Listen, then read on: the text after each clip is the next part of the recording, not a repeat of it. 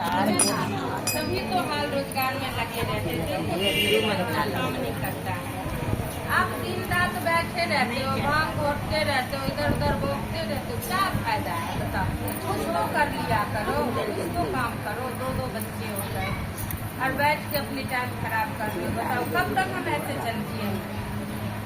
भोलेनाथ ने कहा क्या करूँ बताओ, कौन सा काम करूँ। मुझे तो कुछ समझ में नहीं आ रहा है कौन सा काम करूँ। अपने पास तो खेती बाड़ी भी तो कर लो। भोलेनाथ ने कहा मेरे पास तो खेती बाड़ी भी नहीं है, मैं क्या करूँ।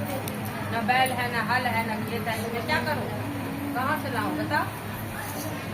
तो पार्वती ने कहा कि भोलेनाथ आप जो है वृंदावन चले जाओ और वहाँ जो है कृष्ण के पास बहुत सारे खेती भी है, बहुत ज्यादा खेती और तो खेती तो है, खेती तो ले लेंगे। बैल कहाँ, तो उनके पास इतने सारे गाय है, उनमें भेज नहीं है, तो उनसे बैल भी ले लेना। भोलेनाथ ने कहा हाँ घेर कर रखी है। हाँ जा रहे पता कर ले आते क्या करेंगे। पार्वती ने कहा भोलेनाथ बात तो करना कृष्ण से, मगर वो बड़ी छलिया है, देखो साफ सुथरा बात करते आना, ठीक है। ये नहीं किचिर किचिर वाली बात उससे मत करना, बहुत छलिया है। भोलेनाथ ने कहा छलिया है तो मेरे साथ में चलेगा। पार्वती ने कहा चलो चलो, तुम्हारे जैसे को तो सब्जी मंडी में बेच देगा।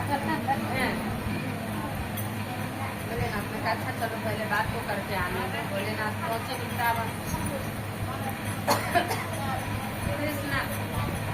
कृष्ण के दरवाजे पे पहुंचे, उनके चौकीदार ने कहने गया अरे कृष्ण ऐसे ऐसे जो है भगवान आपके दरवाजे जो है एक बाबा आए। कब बाबा आए? वहाँ एक बाबा आए। कृष्ण झांक के देखा तो भोलेनाथ को दक्षिणाओं से दिखा, वो भगते हुए आए, भोलेनाथ के चरण में पड़े। बाबा आप कहाँ, आप कैसे आ गए, मुझे बुला लेते। बहुत तेज है कृष्ण, बाबा आप कैसे आ गए, मुझे बुला लेते। बाबा ने कहा मुझे कैसे बुला लेते, हम अपनी जरूरत से आए। हाँ बाबा बोलिए बोलिए, हम वहीं आके जरूरत पूरा करते, आप हमें कष्ट दो। भोलेनाथ ने कहा हम तुम्हारे पास पार्वती ने भेजी है, अब वो कह रही है कुछ तो करो कुछ तो करो। हम बैठे रहते हैं तो कह रहे कुछ काम करो कुछ काम करो, तो बच्चे हो गए तो अब मैं क्या काम करूँ, मेरे पास तो खेती बाड़ी भी नहीं है। तो पार्वती ने कहा जाओ कृष्ण के पास, वहाँ उनके पास खेती भी है, उनके पास बैल भी है, वो दे देंगे।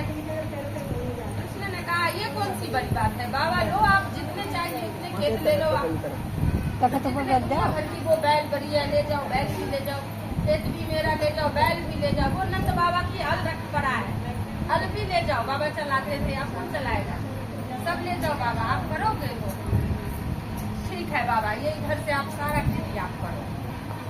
भोलेनाथ ने कहा तो ये बताओ खेत को जोत लेंगे, खेत भी दिया, बैल भी दिया, हल भी दिया, पर इसमें बोएंगे क्या।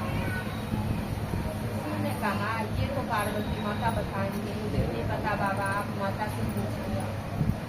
फिर बाबा चले पार्वती से पूछे। पार्वती ने कहा ये भी कोई पूछने की बात है, जाओ वो दो, पूछ लेना कृष्ण जो कहे वो देना, जैसी मर्जी कृष्ण। पर हाँ ये सुन लो, कृष्ण से कहना ऊपर का जो फसल होगा वो हम ले लेंगे, मिट्टी का नीचे का जो होगा वो हमको दिया। बाबा गए, बोले कृष्ण हाँ तू मेरे ऊपर छोड़ दी है पार्वती ने, कृष्ण को कहेगा वही बोले ना, पर एक शर्त बताई है। हाँ बाबा बताओ। तो पार्वती ने कहा कि नीचे का फसल कृष्ण को छोड़ देना, ऊपर का जो है काट के ले आना।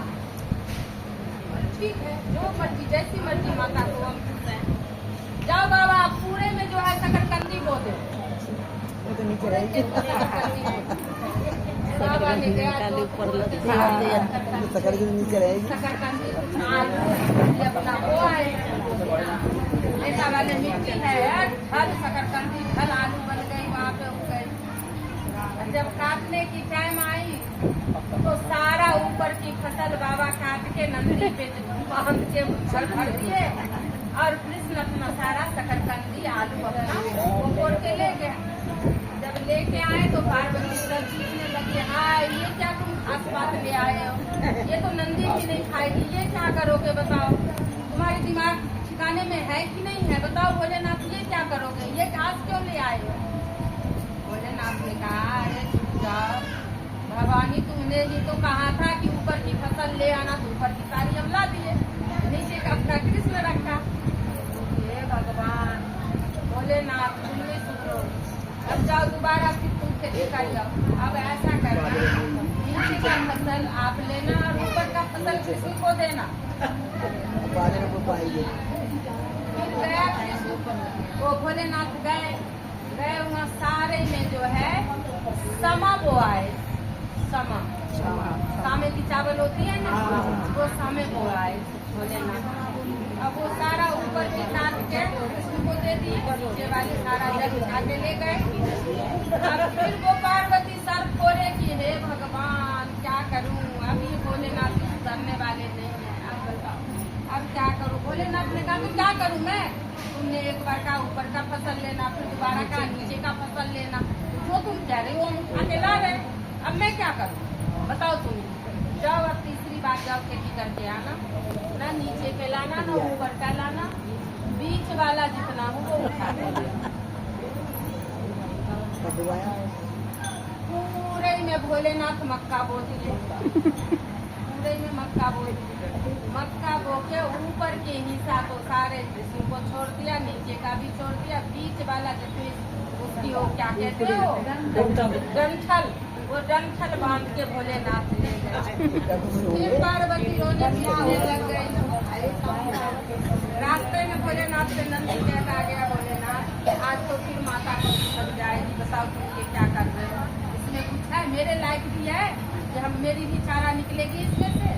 ये क्या है बताओ?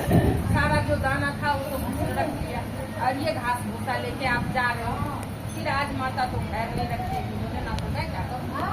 आज तो उसने कहा ना ऊपर के लेना ना नीचे के लेना, बीच का फसल ले आना, तो बीच का फसल काट के ले जा रहे हैं।